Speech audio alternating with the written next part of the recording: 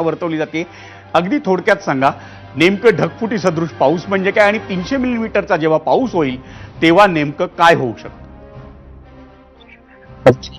मला स्वतःला आणि बऱ्याच हवामानशास्त्रज्ञांना अजून हे क्लिअर झालेलं नाही. दुपारपासून जेव्हापासून मुख्यमंत्र्यांनी हे सांगितलेलं आहे की ढगफुटी सदृश पाऊस होण्याची शक्यता आहे.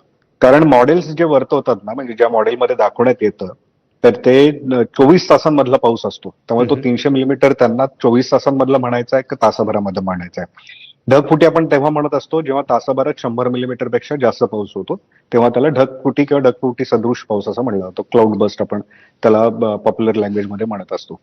पण असा पाऊस, याच्यापेक्षा कितीतरी जास्त पाऊस हा ऑलरेडी आता खंडाळापासून ते महाबळेश्वर पर्यंत झालेला आहे.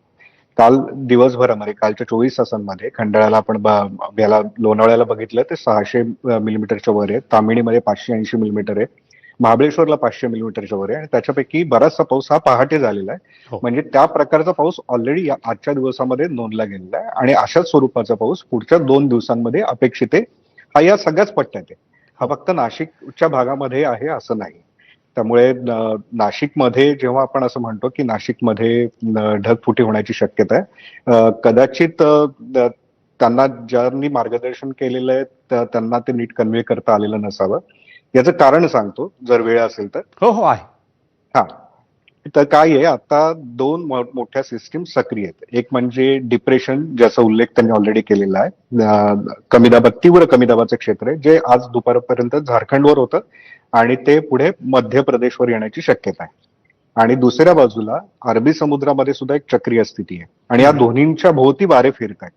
आणि हे वारे फिरत असताना या दोन्ही क्षेत्रांच्या आसपास मोठा पाऊस होणार आहे. त्यामुळे तो एका जागेवर लिमिटेड असा तो पाऊस नाहीये. आणि जो आज आपण अनुभवला सुद्धा, की आज अख्खा जर किनारपट्टीला पालघर पासून ते रत्नागिरीपर्यंत पाऊस झालाय आणि इकडे घाट क्षेत्रामध्ये सुद्धा नाशिकच्या पण भागापासून ते अगदी साताऱ्याच्या पर्यंत एवढ्या सगळ्या मोठ्या विस्तृत क्षेत्रामध्ये पाऊस झालाय. उद्या काय होणार आहे की हे कमी दाबाचं क्षेत्र थोडंसं आतमध्ये सरकेल, म्हणजे मध्य प्रदेशकडे सरकेल आणि त्यामुळे या पावसाचं क्षेत्र थोडं बदलेल. बरं. पण ते एका जागेवर लिमिटेड नसणार आहे. त्यामुळे मला भीती ह्याची वाटतेय की सगळी यंत्रणा जर नाशिककडे शिफ्ट झाली, पण त्याच वेळेस समजा ठाण्यामध्ये मोठा पाऊस झाला, त्याच वेळेस लोणावळ्याच्या भागामध्ये मोठा पाऊस झाला तर काय, आणि अशी शक्यता जास्त आहे कारण हे क्षेत्र विस्तृत आहे. जेव्हा कमी दाबाचा अतिशय महत्वाचा मुद्दा तुम्ही सांगितला. आपल्याकडे वेळ कमी आहे, माफ करा, पण केवळ नाशिकच्या ग्रामीण भागाकडे लक्ष ठेवून चालणार नाही. नाशिकच्या ग्रामीण भागात जर त्या शक्यतेनुसार ढगफुटी सदृश पाऊस झाला तर तो होऊ शकेल, पण त्या पलीकडच्या भागात देखील मोठा पाऊस होऊ शकतो असं संकेत किंवा असं एक भाकीत